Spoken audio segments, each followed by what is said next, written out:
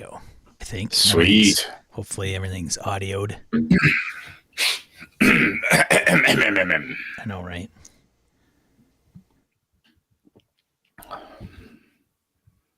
Two shows left. Yeah, everything's working. Everything's working? Amazing, yeah. God damn. Yeah. Well, so far so good. Cross the fingers, knock on wood. I think the chat's dead as hell, but that's all right. They're all winding down from them. They're probably all driving. It's Memorial Day. Yeah, yesterday wasn't bad, man. I drove 4 hours yesterday, a little less than 4 hours. I came up from Verona Yeah. when we flew back into Madison from Bangor to Charlotte to Madison. And the flight from Bangor to Charlotte was like the longest leg of the journey, but like the smallest plane. It was super cramped. It was not fun. I don't like flying anyway. Oh, Mirko and VC are there. Oh, there is an echo? Oh, fantastic. Brett has an echo. Well, that's wonderful. Why does Brett have an echo? Do you have your I know what it is. Okay. But I'm not sure why. From Charlotte to Madison was great, but then I drove from the airport over to Brad's place, stopped off Arnie, Brad, Brad's son Mitchell, and shook hands, said goodbye, split up all the bear meat, blah, blah, blah, and then headed home. Long drive. And holy fuck is gas expensive. Although if you really want to feel bad, go to Canada, where it's by the liter, and it's way more expensive. Yeah, for sure.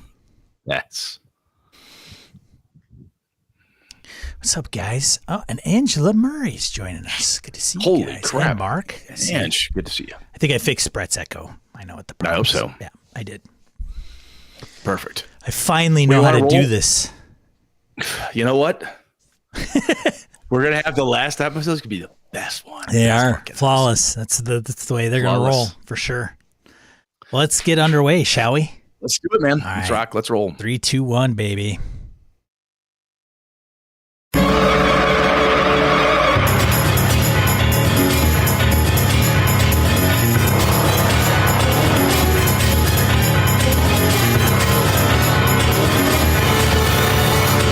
Welcome to Gaming NBS, the tabletop RPG podcast being recorded Monday, May 30th, 2022. I'm your host, one of your hosts, Sean. And I'm Brett. Welcome back to the show, folks. Glad everybody's here. Glad y'all made it. Sean, I haven't seen you in a bit, man. I was up in the hinterlands up in New Brunswick. It's been 3 weeks at least. Yeah. I think so. Yeah, how's Canada? So first things first, somebody's going to ask, yes, I got a bear. So I'm very, very happy. My first black bear. That was cool. And I threw some on the grill today for lunch, and it tasted exactly as wonderful as I remember last time I had bear. So my family's very happy because we're eating meat that we like. It's wonderful. It's lovely, lovely, lovely. I have not tried bear. If I still have some, next time I see you, I'll bring some. Hey, man, I'll never turn down free food. No, you just got to make sure you cook it because bears will carry trichinosis more than pigs will. Oh. Last I checked, most cases in the U.S. of trichinosis came from people who ate bear. Oh, interesting. Yeah. So what's the temperature you got to get it to? 160? Yeah, 160. Yeah, 160. Yep. Cool. Yep. But the few people on Discord asked me this, or at least Harrigan did, and I know other people are interested too. They were like, from a bugs perspective, one of the ladies I work with is up in Canada, and she's like, oh my God, black flies are going to be eaten alive. Not a black fly to be seen. Barely any mosquitoes. It was wonderful. I saw, God, it had to be at least a dozen moose. That area has very few actually white-tailed deer, so saw deer, moose, grouse. It was like, and it's big fucking woods, man. We found that one of our guides took us down to a lake, and Sebastian takes us down there, and he's like, "Hey, this is one of the typical lakes in this area." I'm like, "Wow, this is beautiful." I'm like, there are no cabins on this lake. He goes, well, you could just barely see a pier way off there. I'm like, oh, yeah. He goes, there's one hunting camp there, fishing camp, too. I said, that's it? He goes, yeah, that's it. I'm like, dude, if this were back home, there'd be 100 houses on this. He said, really? I said, I said, we couldn't drive up like this. I said, be covered up in stuff. It was a very wild and rugged country. It was just beautiful. Did you camp outside, or did you guys have a cabin? No, we had PR guides, Pierre's outfitting. set up. He has a cabin. I getcha. It was wonderful. It was only. So you were glamping. A little bit of glamping. Yeah. It was weird because it was not very expensive. I'd saved up for it. We went. Right.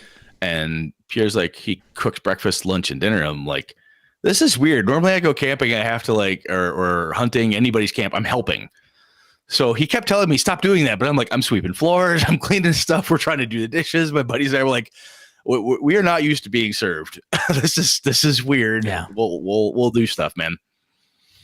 We'll skin bears. We'll quarter them out. We'll do all this stuff. He's like, oh, well, let's work for me. You're like, damn fine. That's fine. I just can't make you do all this. So, man, getting away I've had that on the to-do list for a long time. I'm out of shape to do it. I'd like to get in shape better, but I'm talking about middle of Canada, nowhere, getting away. I had on again, off again cell signal where I could text Susan and say, hey, doing fine, this, that, and the other thing. But otherwise I was unfindable, which was wonderful. Yeah. I said this on Discord today. I got back in the States, full coverage, everything else. It got inundated with all the email updates and blah, blah, blah. I'm like, oh, cool. Oh, it's cool. I missed this stuff. Oh, this happened. Oh, that's neat. And then I got through that little brief honeymoon period of, I could talk to people again. And then I got to, people stop fucking talking to me. It was a really, really interesting to go from to that area where I could barely talk to people. Yeah. I still survived. And I survived, Yeah. And I found it quite pleasurable that people couldn't find me. Yeah. Although at one brief moment when I had a really strong cell signal, while I'm in a tree stand waiting for bears, my phone rings. It buzzes. It's on vibrate, but my phone's ringing. I'm like, are you fucking kidding me? Pick it up. It's a sales call from one of my salespeople. that service is one of my vendors at work. They'll find you, man. They will find you. Me? They know the weird satellite routing to get in the middle of nowhere. I am legitimately a 2-hour drive at least to the nearest Podunk, New Brunswick town. That's hilarious. One of the cool things, though, I didn't mention this to you off mic, but we went to Pierre's like, I know it's a great place. We're gonna go there for seafood. And Arnie's like, oh, it's awesome.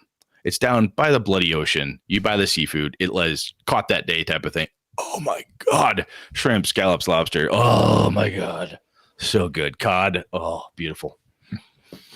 Wow. That was good food. So good. So wonderful. Yeah, it's good. But anyway, I'm back. So Sean, what the hell did you do while I was out hunting? What'd you do? Any gaming? Anything cool? I did not game at all, obviously, while I was gone. We gamed Forbidden Lands. The quest for the Bitter Reach continues. We've been on the water. This is when you're playing now, right? I am playing, yeah. Okay. Still playing. So good. Which I think we're gonna run into some summer hiccups in that game, right? Like people traveling and might not be able to make it and moving. I mean, we moved from Thursday to Friday night, so we may end up. I don't know. It may be where there's a one shot 1 week, and so it might go a month before we play again. I'm still trying to get a Delta Green game off the ground. We were going to meet tomorrow night, but there's 2 people that can't make it tomorrow night, so I've postponed it 2 more weeks, which will give me more time to prep. But that I'm a little nervous about too. But that'll be 4 players in that game, I think. So that'll be fun. 4. So Impossible Landscapes is what I'm going for there. We'll see. If it falls apart, then I'll try to run either something else with others and shorter. But gotcha. Yeah.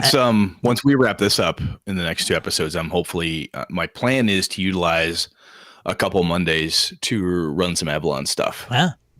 Because I've got some classwork and a few other things that Christine, Zach, and I have been working on for what comes next. So it'd be a great opportunity to basically play test it with BSers through the Discord stuff. Where I'm like, these are some of the best damn gamers I know. So why would I not use the folks there? So that's the plan. Yeah. So streamed on my Saturday morning things and talked about miscellaneous gaming stuff, and then you got the first episode of your new podcast. GM Mastermind dropped its first episode today. I wanted Brett to be on the first one, but it was a timing thing because he was up north, and I could have procrastinated and waited, but then I would probably have a job, and then that would interfere with all this free time that I have. I don't have a lot of free time because I'm pounding the pavement. But yeah, if you're interested in checking that out, Brett will be on the show at some point. Oh, definitely. I want to be a part of. I want to be a part of it in some manner. So absolutely, yeah. So we had Angela Murray, Mirko, and Harrigan on to talk about things that game masters could do to stay sharp or sharpen their stuff, their craft. That's gonna be a good. You had 3 top-notch people on that show, dude. So I'm gonna listen to this. This is gonna be good. Yeah. Okay. So very cool. It's a good one. And then I've got a few others lined up for 2 more episodes that are coming up. They're going to be recorded back to back, but obviously staggered in release. But looking forward to that.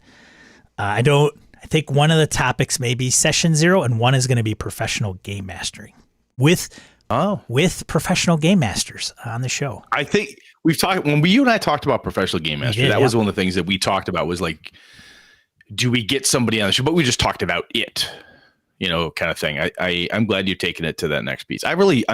I said this before, man, and I think what you're trying to do with that component, with how you're pulling in the mastermind approach, I think it's really well done. I think it's going to be good. It is known as the panel in guests, hosts, co-hosts, co-guests, guest hosts is known as the brain trust. Mm-hmm. And then the mind is everybody. So I love it. Yeah. I think it's really cool, man. Yeah. So it's a little bit more logistics behind it than, hey, Brad, are we good on Monday? Yes. Sounds good. Yeah, we're good. All right, cool. It's 2 guys. Let's go. It's every Monday at 8:00 Central Time, unless Brett says or I say, hey, it's not going to work Monday. Move it. Yeah. This one, I got people that are like, I'm available. So Tuesday. Can't do Tuesdays, only Wednesdays. Shit. One of the pro game masters is literally available like mornings of Saturday and Sunday. And I think actually mornings during the whole week. And I'm like, I can't record Monday through Friday during the morning. No. So anyways, but it's I just got to get the flow down. Craig Shipman's a master. I don't know how he does it, but typically he's pinging one person at a time. So yeah. Mirko, and I'm trying to keep it explicit. So, or clean. Clean. Oh, you're trying to keep it clean? Yeah. So Mirko's like, yeah, no cussing crap. Yeah. So I gotta put in the dings and the dahs and the woohoos and stuff when Brett's on unleashing. Wow. Get on there. Shit, hell, damn. Yeah. Let me just get this out of the way. Beep, beep, beep, beep. All right. Hang on a second. Let me deep breath. Yeah. I see. So it's, it'll be fun. It's going all right. So if you guys if you pull it up in your podcast catcher of choice, it'll come up, and then, or you can head over to gmmastermind.com and go to how to subscribe, and it'll give you the details. So speaking of other things, as we're kind of winding this down and moving forward, then we'll jump into random encounter. But Sean has been gracious enough to give me a chunk of the Gaming BS website. Yes. And I'm gonna turn it into an Avalon blog where there's work I've been doing and kind of tracking, like, hey, working on this, so on and so forth. So that'd be fun. It'd be fun to do, and if nothing else, to capture some of the things that I'm working on and post them there for others to find and so on. Yeah, so it'll be cool. I think we'll create a category, and then anything you post, just click the category, and that way it'll be, I foresee it like gamingnbs.com/Avalon. Yep. And then like anything after that will be all that. So I think that makes sense. And then I can have a redirect to all of that stuff. So Brett's going to blog. Yeah. Figure why not? I'll go retro. All right, man. Anything else? No. No. You good? Yeah, I'm good. Let's get in. All right. Let's get into random encounter. Well, that's not working the way I wanted to. There's no sound effect. What's going on here? All right. Well, that's messed up. Random encounter segment of the show. We field emails, voicemails, comments from social media. We've got three, and 2 write-ins and a voicemail. All right. Well, I'll tell you what. I'll start. Okay. Gregor from Discord commented. We're talking about, this is when we talked about starter sets and whatnot. Okay, so I can't listen through the rest of the episode without saying something about the Call of Cthulhu starter set. As it has not been getting great reviews for nothing. It comes with some basic rules, a set of dice, has a solo adventure that can be played before reading the rules, and an introduction for the person picking up the set. Then it has one adventure that works for duet play or more players, and then 2 more adventures for larger groups, also handouts and pre-gen characters. Also, in a lot of COC supplements, it says, quote, you need either the Keeper's Rulebook, which is the core book, or the starter set to use these adventures, unquote. So the good thing about it is that it shows you different types of adventures that can be played as a campaign if you string them together or as one-shots. And now, as far as I've understood, the RuneQuest starter set that came out has been made around that same formula. So, Gregor, I'm glad you called that out because to me, that's a huge selling point for the COC starter set. Because that's a piece then, if I'm like, okay, I bought this starter set and it doesn't die there, right? Oh, there's more adventures to be run. It has, good God, you're talking, there's a solo one for duet player, more players, then 2 more. So the starter set itself comes with 4 different adventures. That's awesome. If you want to, you could say 3 because one's a solo just for the keeper. But if those 3 adventures, that's literally hours, multiple hours of play. And then if you can go buy other adventures and supplements that says, oh, by the way, yeah, you could just use the starter set to run these adventures. Holy shit.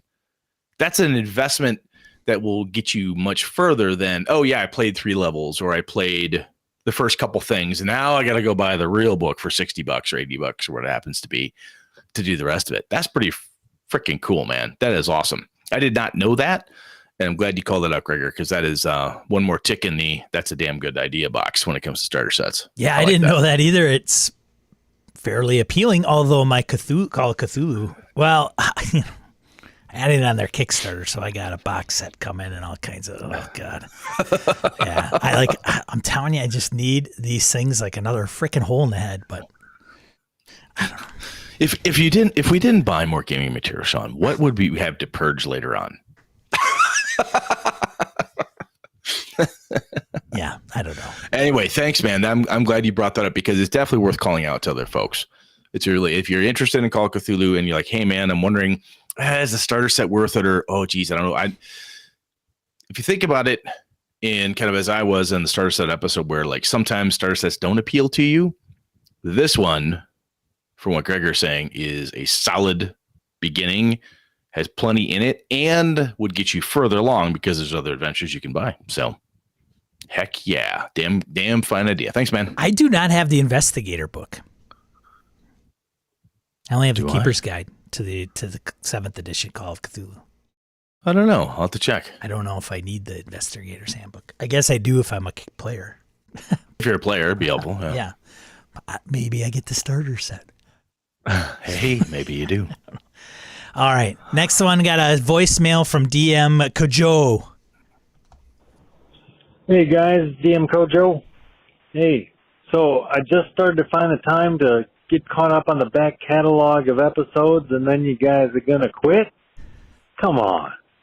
You're killing me. All right. Well, I understand. It was a great run. Appreciate everything you guys have done with the show. Lots of hours of enjoyment for me and learned quite a bit from you guys. So that's awesome. And good luck with the next stage of whatever you guys decide to do in gaming. And I just wanted to say that I think I'm going to be at Gamehole Con in October. So hopefully I am there and we can get together and roll some dice. So thanks again for everything you guys did. Appreciate it. And good luck. See ya. There you go. That was very nice, Kojo. Thanks, man. Very nice. And obviously keeping up on the podcast is kind of important sometimes. Exactly. What the hell? Well, those bastards, they quit on me. He could have realized this in a month or two and would have been real in a pickle. Like he wouldn't have been able to Leave that kind voicemail. But Actually, or he just sent his hate mail. One of the two. yeah, You bastards that didn't could bother happen. to.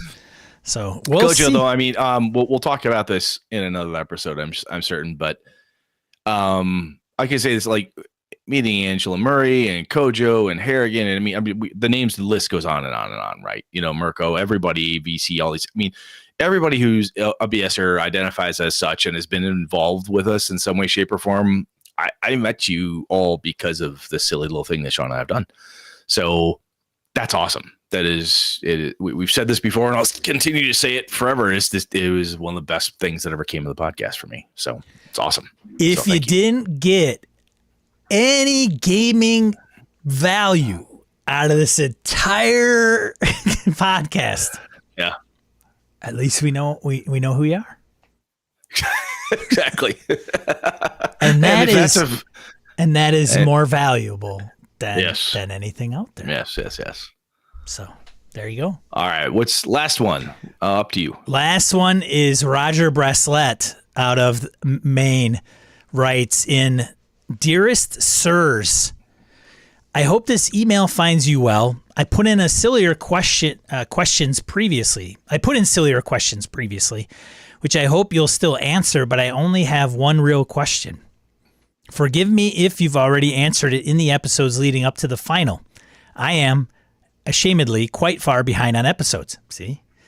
That's all right, but he knows, because I probably, he might have saw it on social media or something. Please tell us at some point in the show the reason you're ending. I could think of a lot of them, but I'm curious to know the actual honest reason. There are no wrong answers as long as it is the truth. Warm regards. Never mind that. Smoking hot regards, Roger Bracelet. Nice. All right. So this episode's about lying, but I will belay that until we get to the topic itself. And I will tell you, Roger, without 100% truthfulness, Sean and I talked about it, and we both flat don't want to do this anymore. And what I mean by that is this podcast in this format, the way we've been doing it, it's been done by us. We've done it now for 7+ years or whatever the heck we've been doing here. And we're like, you know what? It's run its course. When Sean and I started, he specifically said, you know what, Brett, podcasts tend to have a shelf life. Something needs to change. Sean and I haven't changed. And we're like, look, if one of us were to leave and bring in somebody else, it's Gaming BS, but with different hosts or different, fuck up the format, try to shake things up. We've dabbled with some of that over the years, but we liked what we did. We really, really loved what we did with meeting everybody and doing all this stuff. And quite frankly, we're done. I would rather if we're going to do a podcast again, Sean's concept, the mastermind stuff, I think that's great. I'm going to use the time that this is going to give me back in my personal life so that I can run some games online for BSers. And I'm going to be able to get a campaign going with my kids. Well, I play stuff with my kids, but it'll just be one more day when I've got some other stuff to do. I was hoping you would keep the what you're gonna do after this for the last episode. To kind of there's more. There's more. I'm sure more there, but we could divulge that, but people have to tune in to find out what's gonna happen to these guys. They're gonna disappear. They're just gonna we don't actually exist. We don't actually exist. Yeah. It's all. Really, it's a bad CGI. It's a bad Delta Green episode. It's bad CGI. But honestly, Roger, no bullshit. We're just done. Like, look, it's not that we dreaded. Oh fuck, I gotta talk to Sean. Right. Oh god. Well, here's the thing. I'm interested because he says, at some, what do you say? It's please tell us at some point in the show the reason you're ending. I can think of a lot of them. So I'm curious, Roger, if you're going to tune into this one and the last couple, what those are. Like, please share your hypothesis. If it's like, wow, you finally realized you're stupid? Did you finally realize how terrible you are? That would be so not Roger to say that to us. Yeah. That'd be funny as hell. Or did you find like, wow, you guys should have quit 2 years ago, for Christ's sake. You drained the swamp. You're done. Stop. I could think a ton of them.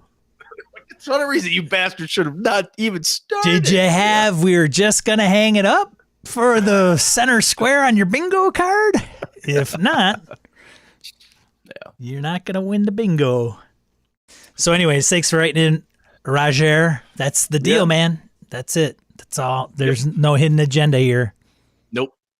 Nothing crazy. We'd love, to be like hugely angsty about it all.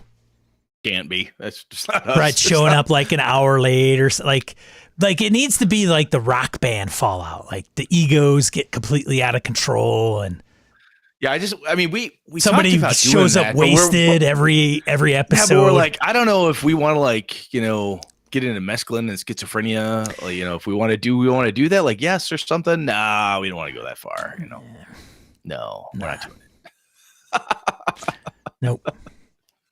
All right, let's get into the main topic. Yeah, let's move on. None of my music works. I gotta add them into post. The main topic. What are we talking about this week, Brett? What we're going to talk about is how you deal with lying in your games. And I'm not talking about, things like, I swear it was Sean who took the last beer, not like, player lying, right? Well, maybe it might dabble into this a little bit, but it's that when the NPC is lying to you or the PCs are lying, perhaps. So think of it as the classic, you've had your encounter, the players or the characters and the players are listening to the NPC and they look at the DM and say, can I tell if he's lying? I think he's lying. How do I know? Can I tell? Are his eyes twitching? Is he looking to the left? Is he touching his nose a lot? Is he acting different? Is he lying? Is she lying to me? Is she adjusting her clothes a lot so I could tell that she's really super nervous and therefore I know she's lying? How do you deal with it? Because it can be really interesting when you talk about, especially investigative games. We've talked about the weirdness of that phrase before, but in Call of Cthulhu, for example, you're talking to somebody and you're talking to somebody who has seen something, or you're trying to interrogate someone in some way, whether it's a very confrontational interrogation or just trying to pull data out of someone, and you're trying to figure out if they're lying to you. What is your preferred method? Sean, there's a couple ways I've seen this done, or I've done it. Some of it is as simple as, if you will, the skill roll, right? Is there a subterfuge skill roll, a bullshit detector, a BS detector, which is in a lot of gumshoe games, where if you're being lied to, you roll that, or a subterfuge skill, or manipulation, deception. Pick your thesaurus and find the words that mean lying. And there's other ways I've seen it done where it's just pure role playing, where people talk back and forth, and the player is speaking in character or as character, back and forth. Then they discern it for themselves. I've also seen a mixture where they start. This often happens for me anyway, where they start with the pure role playing approach, and then at some point the player realizes that they're not able to tell. And they're wondering, like, is there something my character would know or see that I, player, am missing in this back and forth? Or is there something that Brett's trying to get across to me? Hey, can I make a die roll to see if they would just lied to me? Then it's kind of like it starts in one way and then changes into a die roll, skill check of some kind, because they're looking for some sort of certainty, or at least something, a die, excuse me, to tell them yes or no. So Sean, what do you tend to use? I mean, or what do you see as your preferred method? I hate them all. I know we can drift right to I hate them all. I hate them all. It's really easy to say, well, what does the system say? If the system doesn't, depends on, does it have a skill? Depends on the game. It can. Yeah, absolutely. I brought this topic up after the last recording to Brett because it was it's always been weird to me on the lying and deceit piece of role-playing games. Part of the things that Brett brings up is the different situations and scenarios. Having said that, to answer your question, Brett, I don't know how I would handle moving forward. And I say that because I think in the past, the way I've handled it is, standard D&D will say, roll insight. Okay. 20? Are they lying? No. I know. Game master, not lying. Convey that to player character. No, they're not lying. Oh, now the whole group knows. Even though there might be one person that only thinks that. Yeah. So they just say, oh, okay. Everybody's like at the table. Yep. Yeah, okay. Well, that's good. We know he's not lying, or he or she, right? Okay. Cool. Okay. Good. Yeah, So there's no moving ulterior on. motive. Okay. Great. Okay. Yeah. Good. All Good. Good. Yeah. Good. Okay. We don't have to. We can trust them then. Okay. Great. Okay. Well, what happens when they roll the die and they roll the die? It's clearly a fail. It's a 1. It's a 2. Right. Well, right. Oh, shit. Oh, now I can't tell. Now I'm right back to where I was. Now I'm right back. Are they lying or are they not? Can I try? Can I try? Sure. Hey, can we just skill dogpile this fucker until somebody gets a success? Can we just do this until someone tells? I think this Zone of truth. I got zone of truth. Anybody got zone of truth? I got zone of truth. Zone of truth. Wrap it I up. got Zone zone of of truth. truth. All around I here, got zone of truth. Blah, blah, blah, blah, blah, blah. What's the DC? Okay. I'll tell you, man, this brings to mind one of the things like when Tim DeShane ran Astonishing Swordsman Sorcerers of Hyperborea for us, which has been renamed the newer version. It has. But I don't Hyperborea. I don't care. I like the longer name. Okay. But Tim did the die rolls for us. He's like, hey, let's check your listen skill. Let's check it. He did some of that, and we talked about this. I fucking loved it.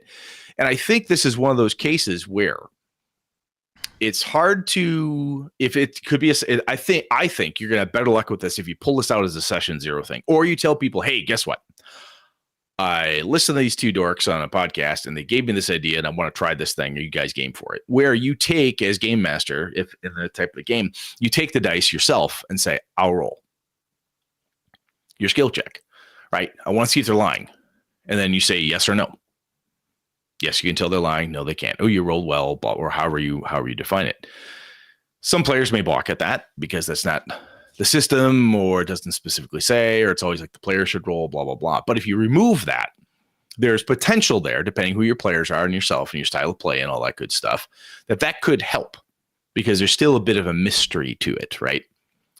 I'll tell you, man, I found that if I do a mixture, and when I say that, where I start with the quote unquote pure role playing approach, talking back and forth, and if the player then has had one of the things I'm trying to do as a game master, then if it's obvious that they're lying, I will then give visual cues to them. Like if I'm talking, I will like physically change my body posture, like put my head down, like glance at him, look around, and that the classic movie he's lying to me type of poses. Or I have done the verbal just descriptions, like you notice that they're very nervous, they don't want to look you in the eye, they mumble a lot, they're changing their story to agree with you, so on and so forth, and that type of dialogue back and forth gets people moving. And then sometimes like, well, clearly he's lying. Okay, I'm going to operate on, I'm going to assume he's lying. So a lot of times that just takes it and works. But if the player isn't getting it, or if they're really not sure, they want something extra solid, then I'm like, okay, give me a roll. And if they did the role playing aspect of it first, I give them a bonus on the roll. If all they do is go, give me a roll, I Greyhawk it. All right, fuck you then. I'm not going to give you a whole lot. It's the DC is whatever, right? DC's 15, 19, whatever it happens to be. But if you did the role-playing piece, it's no different than if you were searching a room and said, I want to look under the desk. I want to turn that thing over because that's where this person obviously sat with their laptop. I want to see if there's anything on it. Checking underneath, flipping it over, secret doors, blah, blah, blah. I'm going to give them a little bit of a bonus there.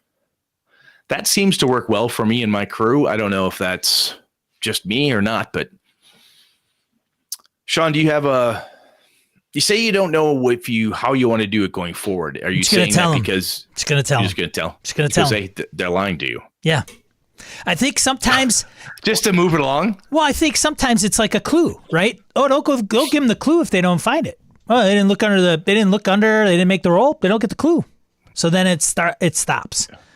So if it's a story, that's a very good point. Yeah, it's that old school. I'm sorry you failed the die roll, so you're fucked, and the whole adventure goes pear shaped. Well, and somebody would say, well, I don't necessarily want the players to know, but here's the thing: are the players going to ask? Like, is it like 90% of the players will ask all the time whenever they meet somebody? I want to know if they're lying. Click, Or are there times where they just kind of go with it and they can leave and go, I think he is lying. Like, I think sometimes I've had that happen. I've absolutely had that happen where the players go talk to somebody and they walk away, and then they listen to the interaction, like Lenny and I are talking to character, and he goes, "Oh, okay." He walks away.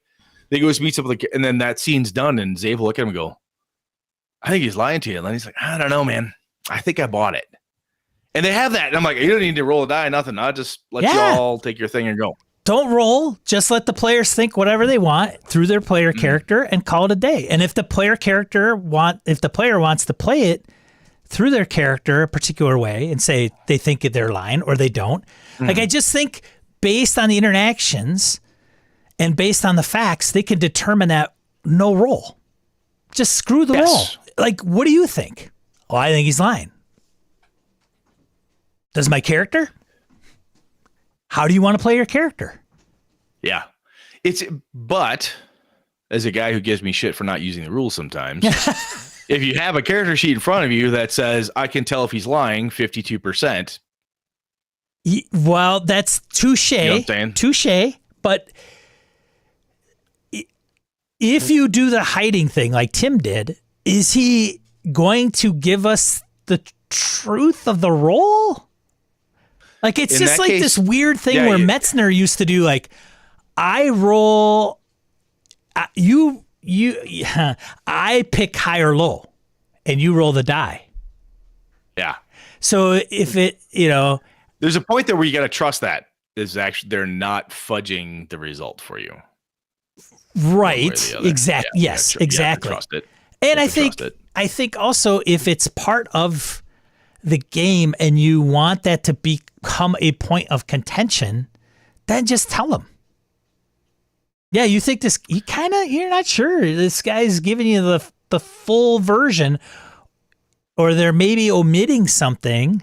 Omission is a lie, I guess, right? Or they're omitting something, or this is the way he's talking. The making eye contact. Yep. They're a used car salesman try to pawn you off a real lemon. Yeah.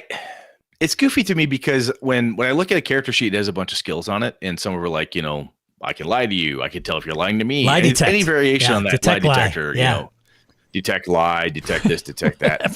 I hate those. Yeah. I hate those skills. It's social. Anything social in some of these RPGs. Not all. It's not tough. All. Right. Not all, but I don't like them. Right. And because they're not designed they're not designed to be like that. They're designed to hack off the freaking monster's head. Yeah. So the other thing is that depending on the type of skills you have, in your game system there, the answer could be like, those are used for you as the player to see how well you deceive somebody else, not to see how well you can see through someone else's deception. That gives me something so that you don't have to, and this will lead into something else here, but you as Sean as player, Ange as player, whomever as player is rolling, and they're like, look, I am not the world's greatest liar, but I really need to make my bard is a silver-tongued knave, and I want her to be able to, pull this off. So you make your deception check, right? So that gives you some power outwards from your character. And the flip to that is, of course, well, my character is more observant than I, Brett, am. Can't I use that character's ability to see something? So my preference would I shouldn't say almost, but I like the idea of a contested skill roll. I think that's in many, many, many different game systems. But when I play them, the games that I'm talking about, it's often not done as a contest. Where in a game like so it's like a stealth check. Your stealth check in D&D, if I'm recalling correct, in 5e and most other versions of it, is that if you're trying to hide, I roll stealth, I roll a 15. Somebody else gets to perceive you potentially. They get to roll perception checks. If they beat you, they see you. But we are very much used to I hit or I miss. We talked about this before with skills, right? You can miss or have a penalty or whatever it is. Other game systems have different solutions to this, of course. But a lot of times when we're making this check, we're expecting a binary answer, right? And I think if we do it as a contested check instead of a set DC, and that's this idea is just hitting me now, is that if I were to say, well, instead of saying, well, yeah, give me a roll of a 15 or higher, you can tell if he's lying. That's dumb on Brett's part, I think. I think what I need to start doing is making them contested rolls, because then the player's using a skill. They're using the dice. So, good for the goose, good for the gander. Okay, fine then. I'll use my dice as well with this character skill and see what we get, and then compare answers. What do you think to that? Yeah, sure. It's a way. I don't know if it's the best way, but it is a way to do something so that the NPC is trying to deceive, right? So at some point, if you're going to use skills to solve the solution, it's a contested skill. It's a contest there. Now, some games like Gumshoe and stuff have other types of ways that they deal with it. But anyway, sorry. I was just going to say, okay, so skill roll aside, if one person is doing it, this is a very individual thing, I think, right? It's just naturally individualistic. Unless you're you and I can talk to someone and you could say, oh, they lied to me. And I'd be like, I thought they were telling the truth. Exactly. That's my point, right? Yep. So totally different perception. Exactly. Unless you go into like another room or whatever, and you're like, all right, let's talk about this. And you notice how he kept looking at his shoe. Well, you watch your police procedural, and they're behind the glass going, oh, I don't know, man. I just don't buy it. So it's because, no, I think he's telling the truth. Right, I mean, not only is it, but that's part of the drama. Part of the drama that we as storytellers and game masters and players and all this, whatever language you want to use, we're trying to have drama here. And if it gets in this particular piece is like, oh, I don't know. So having said that, why have the role between the liar and the perceiver and have the role between the two people that are trying to figure it out? That's interesting. So 5 of you are listening. Each of you, who believes what? Who believes what? Yeah, I believe he's. I think he's telling the truth. To play, and it's on the player to play what you believe. You don't get to say that Sean and I roll, and Harrigan's like, hey, this is the deal, and you, me, and Roger roll, and we're like, okay. He says, Brett, your character believes. Sean, your character is on the fence, and Roger, your character absolutely thinks they're lying. I think that's legit. And then it's one of those cases where it's hard because you're telling someone how you feel. But that's what you're asking here. I'm asking for a die roll to give me an empirical answer that I can role play off of. I think that's, if we take it with that approach, like, give me something to work with here. So I'm going to roll the dice. And you're going to tell me what the dice results are, and I will play based on those results. Oh, the result tells me I think they're telling the truth. Sean's on the fence, and Roger thinks they're lying. Got it. And then we'll argue.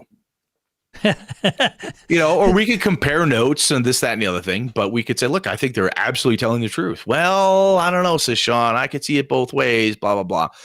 It might lead into some weird-ass metagaming stuff, but if you're playing your character, that's another way to go. I like it. Potentially there. I like that. I mean, there is always the person that may say in certain instances, maybe there's an ulterior motive, right? Okay, say this guy is, they get the scoop on you, whatever, right? They got the drop on you, and they're saying, that party member knew all about this. And the party member's like, I don't know what they're talking about. See, then you have the other party members like, well, they're telling the truth or they're lying. Then you have the one that probably knows. So they're going to kind of sway one way. And I think when you run into these certain situations where there's stakes, like there's genuine stakes that are, because sometimes when people are lying, what are the stakes, right? Yeah, sometimes it slows you down or it's annoying. They live, they die. But no, I get that. But if there's stakes that are on the table, and I guess what I'm trying to put this into a train of thought here, because I had it and I think it's wavering in and out of my brain. But it's what is the motivation for another player character to convince another player character and sway them to a particular side? And some people, and sometimes it gets. Sorry, go. And is it? Do they have pure motivation, like altruistic motivation? So, in other words, am I trying to convince Brett that Angela she's lying? Her the NPC is lying. And I tell you, Brett, whatever she says, she's lying. Believe her. Don't believe her. Yeah.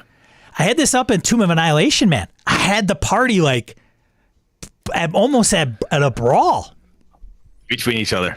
I had an NPC, spoilers. I had an NPC in the woods,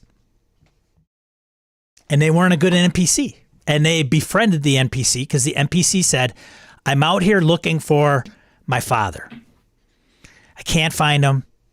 I'm trying to find. So she's not looking for her father. She's looking for a guy to hack off, like hack his head off. Like she's looking and searching for this person. But she says, I'm out here in the middle of nowhere, and there was a death curse, and he left the family, and I've tracked him here. I'm trying to find him because I think he's lost. Blah blah blah blah blah blah. Trying to find my papa. Trying to find my pop. Lie. Okay. They go down the woods a little bit further. Guess who they run into? The guy she's trying to find. That she wants to kill him. So now the guy's like, I don't even know who this woman is. She's like, so she attacks him. Well, she kind of plays it off like, oh, come on, why are you saying that? You're like my father. You're like my father. He's demented. He's like, he's lost it. Death curse has got his brain all out of whack. And so then you got the party who's like, well, hold on a second, and then and then she attacks him. Well, now so there's like this dynamic that goes back and forth. So you're like, in that case, it's an NPC. But what if that person was a player character hunting a bounty or something along those lines, right? There's a phrase that goes in this, like, wouldn't my character know? Wouldn't I have known? I would have known. I've heard that. Well, I would have known. Well, how come I never got a chance to check to see if they're lying? Right. You mean to tell me we traveled with this person for a month and I never ever suspected anything? You're like, no, I didn't think I should have you check their motivation every 2 hours every fucking day. So they believe the NPC. They're like, okay. And I said, you guys marched like through the jungle with her for 3 days. Didn't kill any of you. Held up her own. Helped in a combat. Guy walks through the woods just minding his own business. And she's like, hey. And so he's like, I don't even know who she is. I don't know what this is all about. Well, he's lying. Who are you going to believe? The stranger or the stranger right? Right, right. And then it's like, well, do roles. And then it's like, well, you really believe him and you don't believe her. And I think it was actually, that's how it happened. Half the party believed him, half the party believed her. Argue back and forth. And they're sitting in the middle of the jungle, like bitching and moaning at each other, like, no, it can't go down like this. What's going on? It's goofy because you could get in those situations where if it splits the party, or if the party's trying to pull a fast one on themselves. I had this all the time in vampire games, and I mean, in Amber and Iceless, I have it all the fucking time because it's a very social, PvP type of environment. If you have a PvP type of environment, not everybody likes using their skill rolls against other characters. Yeah. One of the worst things that happens is when the bad person controls your character and she starts kicking the shit out of her best friends. Right? Oh, well, shouldn't I, do I really have to use my strongest attack? Can't I just kind of use my weak little dagger -5 that I carry or something? Can I slug bug her on the shoulder? Yeah, exactly. Do I have to stab her in the face? Right. Yeah. It's weird because I think one of the interesting pieces you brought up was like, what are the stakes? So in a Call of Cthulhu, in an investigative game where I need information, I need clues, this person has a clue. And sometimes the clue is that they're lying to you. They're worried, they're scared, and they have to lie to you because if they don't lie to you, the cult is going to kill their mother. Aha. Okay. That person's lying to you. You figure that out. Done. It's a clue. If it's a clue to keep the story driving forward, it's great. If it's a side quest / red herring, something that they can devolve into whatever, You could choose to let them do that. There's an option there, right? If it's integral to the plot, like, hey, we need to keep the train moving. We need to keep moving on here. The scenery is great, but we need to keep going. It's a clue. Having them figure out that this person is lying is important. One way or another, they figure that out because it's the clue that helps keep them moving forward. Or unless you're an old school person, you're like, well, look, you didn't figure it out. Too fucking bad. You don't know. The game devolves into we don't know anything. Always an option. But I think when they get into the whole weird thing, because what you're talking about is like a side quest piece. Well, and to be clear, when she ran into the guy, then she said, okay, he's got to die. And they're like, what are you talking about? I thought he was your father. And she just said, I made that up. He really is somebody that he killed my father and my family. I didn't want to bring that up because I didn't want any questions or, to question my motivations. That's when things started like, what? Well, oh, you lied. Right. Are you admitting that you're lying? You lied then or you're lying now? Which one are you doing? Yeah, well, they could take that, right? And half the party did, right? Yep. And so the guy's like, I don't even know who this woman is, and she's accusing me of killing her family. And all she was doing was trying to get something from him and tracked him to this place. But anyways, it's really weird. It's really, really tricky. I guess at the end of the day, as of late, it doesn't cause me problems at the table. And I believe it's because when things start to break down, when it becomes kind of what I consider like, this is just getting dumb. Argue.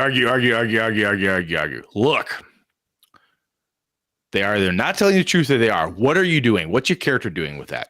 Fuck it. I attack the thing. Okay, fine. You attack them. That's what we're doing. Well, I don't want to attack them. Well, I want to tackle. Okay, fine. Let's make something happen. Right. What are you doing with the data you have? You can argue about it, or I'll go get another beer. You guys do your thing, whatever. But there's a certain point when I stop the debate and say, what are you doing? What's the plan? Yeah. Well, yeah. And if it's a matter of, and then they'll say, well, can I ask them? I'll say, look, I have told the NPC, you can ask them 1,000 more questions. They're going to say basically the same damn thing.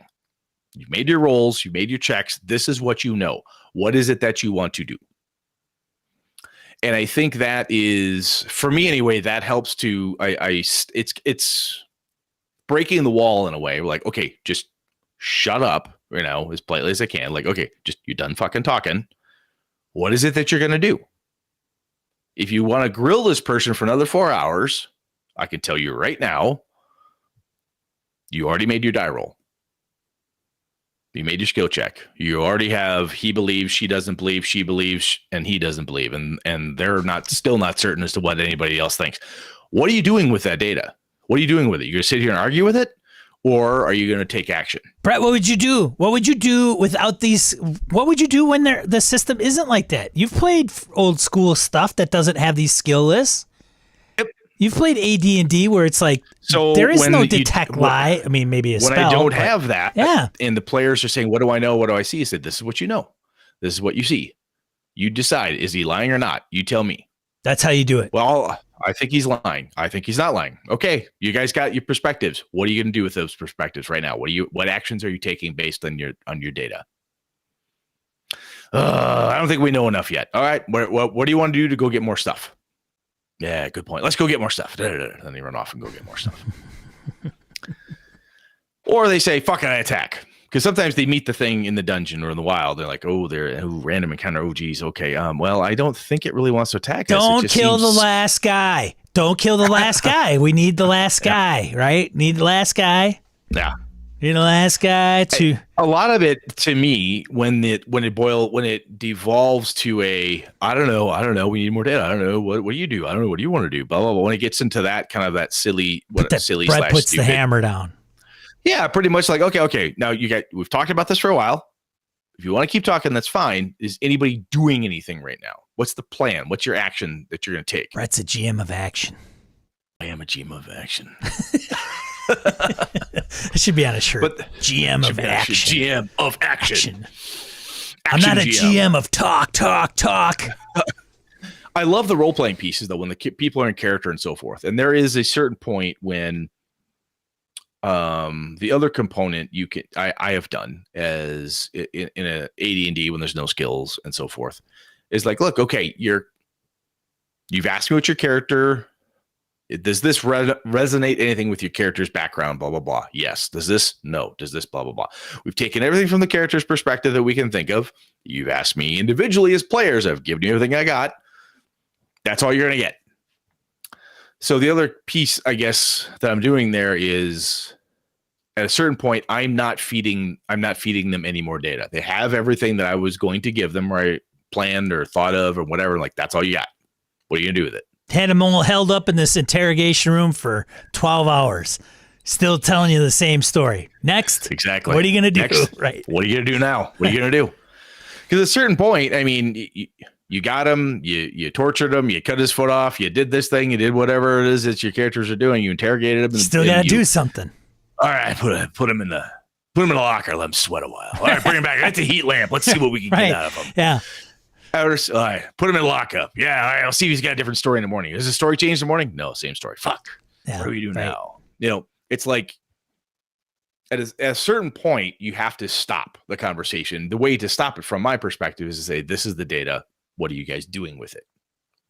And by asking the players what your characters are going to do now, I've changed it from a debate perspective to an action perspective. And the reason I want to do that is because I don't want them to sit there all night.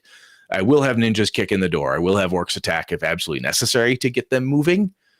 But at the end of the day, I'm like, okay, the scene is over type of thing. Let's keep, from a drama perspective, let's keep it rolling. What are you going to do now? You've got data. You either believe they're lying or they're not. Take action, please. Make sense? Sure, man. If that's the way you want to roll. Do you have a preference?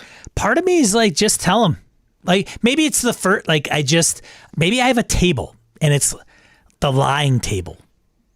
And it's alternating shades. And I just check off, the whoever, not whoever. It's just whether it's not a clock, but okay. They talk to this NPC, cross off a line.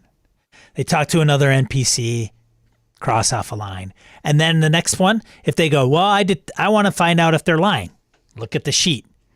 Is it lying yes, lying no? Hey, look, they're lying. Moving on. You don't think they are. But if they are, then maybe another character in the same room, I say yes.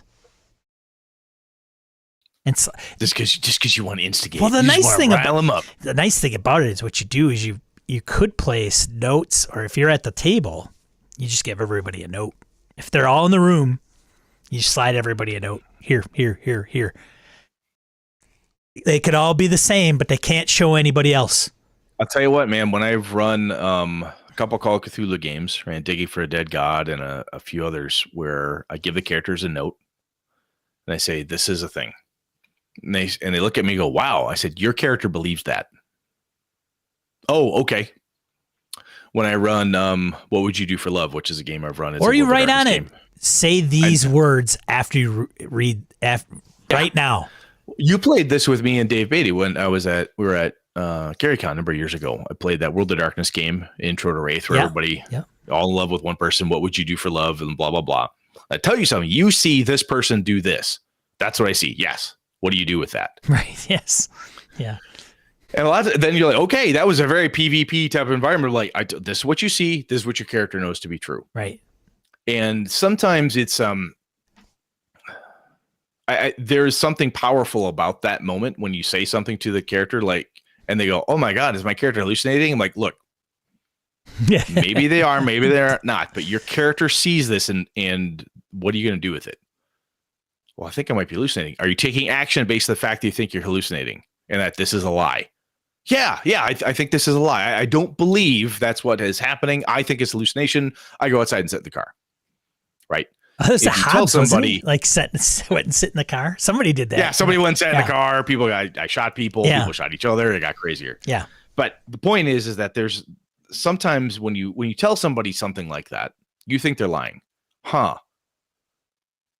well, geez, what do you want to do with it? Do you want to punch them? You're going to fight them? Or are you just going to watch them to see if they give any more tells? Do you think you've got the data, or do you want to watch them a little bit more, see if you can confirm your thoughts? Yeah, okay, I want to confirm a little bit more. And I'm doing that because when I could see the player, and this is just, it's taken me years of practice and looking at this, watch the table. They don't know what to do. What do you want to do? It's a very open-ended question. But if I give them 3, 4, 5 different options, like you could do this, or this, or maybe something else. Any other ideas? I don't know what to do. Yeah, it can be incredibly frustrating. It can be super frustrating, But if you give that to somebody, like, look, 3 out of the 4 of you think this person is lying. 3 out of 4 player characters find find this person to be a lying bastard. What do you think? Right. But the whole, what do you do next perspective, and I get different, kind of bleeding into other advice, but the idea, giving them options, because you could say, all right, what do you guys want to do with the data you have? Well, I don't know what we can do. Geez, we're split. Well, here's some things that would come to your character's perspective, right? You could decide we're split. We're going to go try to find more data. And you could talk to so-and-so, so-and-so, and so-and-so, and maybe confirm or corroborate this individual story. Oh, that's a good idea. Or you could split up and somebody could trail them. You could do this or this or this. Give them ideas and options. I do like part of that, and going off of that, Brett, there is an element of, okay, you guys have talked to this person for a hot 30 seconds. Yeah. Right? How the hell do you know anything? Like, if they're telling it, like, okay, what's my first gut feeling? They're lying. But so what you're going to what you're saying, what do you want to do with that? Well, am I sure? I don't know. You talk to him for 30 seconds. Your character thinks he's lying right now. They got a loose handshake, palms are sweaty. I don't know. Is that lying, or are they just in a freaking jungle somewhere where they're hot, sweaty? Yeah, who knows? Yeah, I don't know. If they do something like, okay, well, I'm going to call an alibi. Like, if you go into the court procedure and you start drumming this stuff up, then I think you start giving them into more concrete territory. And maybe it's not this stupid die roll. It's like, yes, no. Maybe there's a degree, but there isn't. It's not based on anything other than a brief interaction, maybe. And so maybe it's, well, I don't know. If you spend more, like, okay, 3 days time with this individual, they haven't done anything to make you think that they are a liar or untrustworthy, which is probably more the case than a liar. Like, I find them to be more trustworthy. Then a person, you could say, no matter what the person says, 4, 5, 6, 7 days, whatever this person says is for me, I'm good with. Like, no, I think they're on the level. Even though they're lying through their complete teeth, they haven't shown any reason to usurp that. Now, another player could be like, they just don't want us to cut off their head. Yeah. The other piece here is like there's 1,000 different examples, no doubt. But your example of this woman was with a group, and then like, oh my gosh, she lying? Is she not? We thought this. She said this thing, this, that. And then when the inevitable question comes up, or statement of like, well, I would have known, or I would have checked, or I didn't notice anything. Oh, somebody will say that with that sarcastic, you fucker, attitude. And what I hate doing this, so I try to find ways to circumvent it. But normally when I do get that, I'm like, did you ask? Do you literally nobody said anything? Right? Which is like, just stare at it. It's an accusatory thing back when the player says, well, how come I didn't know this anything? You never asked to roll dice to check. Okay, then I feel like a douche doing that. It's a legit answer in a way.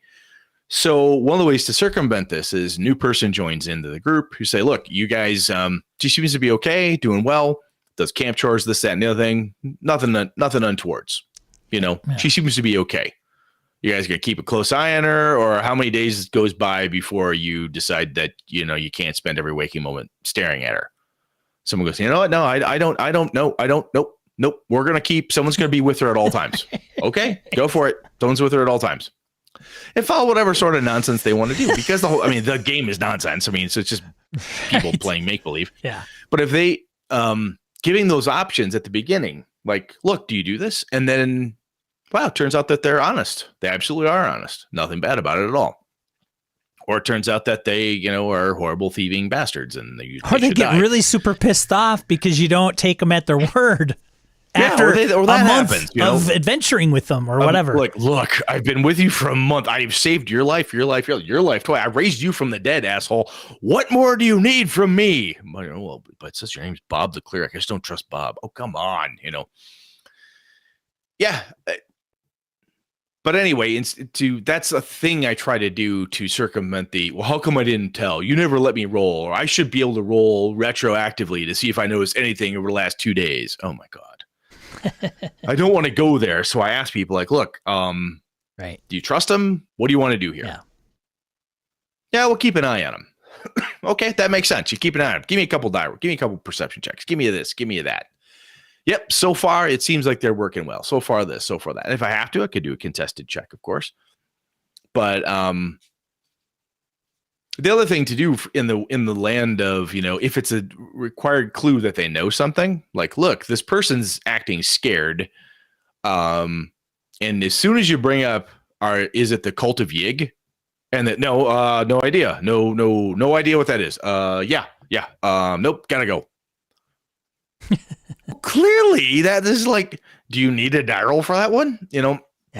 Well, they get really nervous, kind of scared, and excuse themselves quickly and run out the door and don't look back. And they leave their wallet. Holy fuck. Okay. Wow. Cult of Yig. That scares the shit out of them. Wow. Something's going on here.